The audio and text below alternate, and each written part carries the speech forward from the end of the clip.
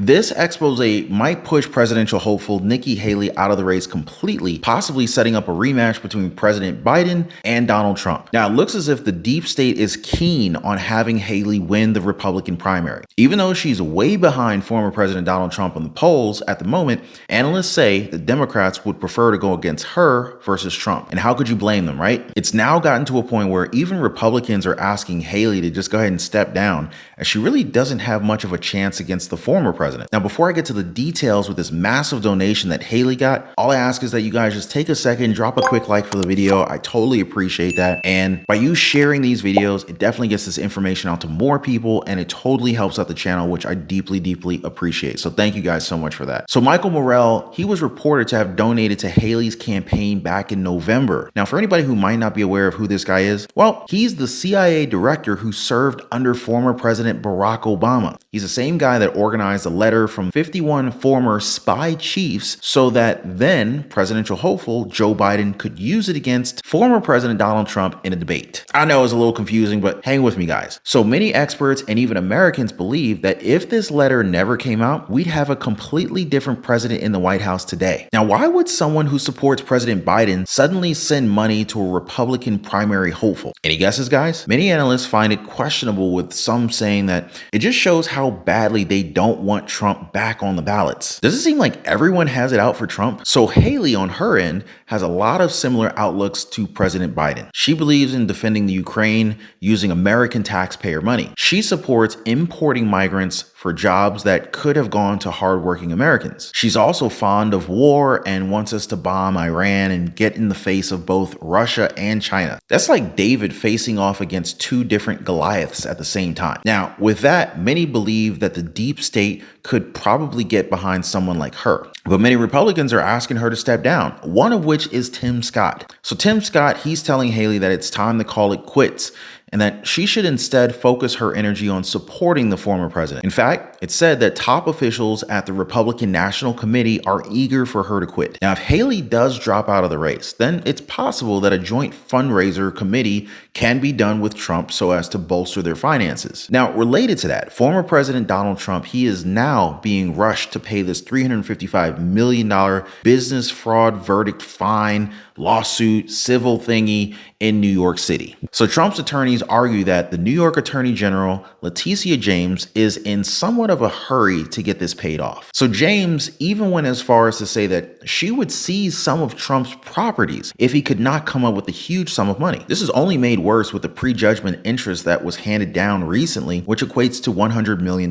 This means that Trump is being expected to liquidate almost $500 million, an amount that analysts expect will take some time to collect. It's also expected that Trump will have to sell some of his real estate in order to come up with this sum of money. His legal team does have a plan to appeal. However, they'd have to pay at least $540 million for the appeal bond. Now, at the end of the day, this is a staggering number. Many analysts believe that this is only being done so as to cripple the finances of the former president. This in turn could lead to him not being able to run in the 2024 presidential elections. Now, what some people find fascinating, though, is that the judgment against Trump is very close to what he said in a deposition last year when he admitted to having $400 million in cash. Do you think that this is a little bit coincidental? The payment is expected within 30 days of the court ruling. However, Trump's legal team is trying to extend this timeline by about 30 more days. There are many who feel as if Trump shouldn't step foot in the White House ever again. One of those people is Hillary Clinton. So Hillary Clinton says that a Trump re-election in November would have us withdrawing from NATO. She also said that the former president would do everything in his power to become an absolute authoritarian leader. Now, some of you guys remember Trump made waves with NATO when he said that countries that want the United States protection should pay the bills. Only seems fair, right? Many believe that Trump was tired of American taxpayers having to pay for these countries,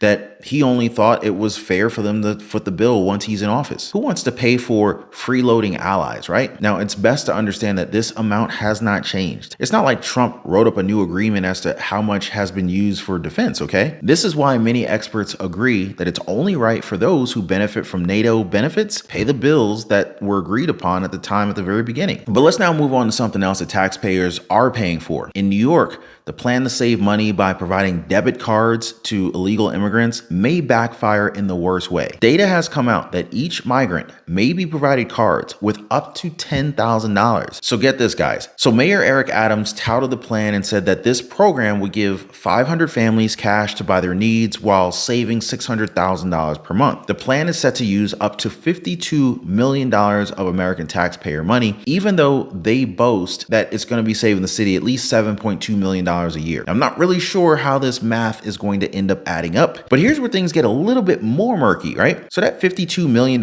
is kind of really closer to $53 million, but who's counting, right? So that $52 million is not the total cost of the program. It's actually just a smaller number compared to the real deal. It's actually now come out that New York City Hall has given itself the ability to disperse around $2.5 billion on the debit cards annually. Ooh. Wow, is this why Letitia James is trying to get Trump up off of that $355 million so that they can refunnel that money over to the migrants? I don't know. Now, this has a lot of residents of the city calling foul because they know for a fact that they're paying for this. Mayor Adams is pushing back on an editorial in the New York Post. The paper accuses City Hall of using a firm with little real-world experience to administer its new migrant debit card pilot program. It gives 500 migrant families prepaid cards for food and baby supplies. But the Post reports migrants could actually get much more, up to $10,000 apiece. And the company administering the program says it has no experience in this type of giveaway, according to the Post. The mayor says when the city awarded the contract, it looked for city-based businesses owned by minorities. I don't want tax dollars going outside the city to buy from large corporations outside the city. We want to invest locally in our local economy. They hire locally. It'll deal with our unemployment issue. So our holistic approach to government is different the way of this. We want a holistic approach. Well, City Hall says the migrants getting the prepaid debit cards will have to sign an affidavit swearing the money will only be used for food and baby supplies. Now, this is also worth noting that no ID check will be needed for these cards. In fact, probably almost anyone can get one of these in New York. I may have to get me a plane ticket. I'm just saying. But don't worry, guys. City Hall has said that they're going to be making migrants sign an affidavit where they promise to only use the card for food and baby supplies. So basically, the people who snuck into the country illegally are now being trusted to tell the truth on what they're going to be using the money for. Let's see how that works out. They did not, however, clarify just how vast their tracking will be when it comes to the purchases being used by these cards. Now, there's already a lot of negativity in the news, especially when you take into consideration that there are homeless veterans that are out on the streets who need help. There are those who are on fixed incomes like Social Security and SSI, SSDI. They also need help. Now, Adams' plan also has one huge question mark behind it. Why did the city give out more than $50 million without even going through a bidding period? Because if you want to save money, it would be best to have bids on something as big as that, right? And that's the same question that the head of the city's council oversight and investigations committee wants to know as well. So city council member Gail Brewer, she says that a bid should have been done so that they could at least gotten the best cost for the taxpayers. It's also been revealed that the cards will be refilled every 4 weeks so that those 500 families will be able to use the cards at will and when they need it. Now, some experts argue that this is unfair for the residents of New York. However, their leadership insists that they will save money in the long run. Any thoughts on this or anything else we talked about today? As far as I'm concerned, I'm gonna do my best to keep you guys informed about everything that's happening all around us that impacts our lives. Before I go, I wanna thank y'all for hanging out. Thanks for liking the video and sharing it, and I'll see you on the next one.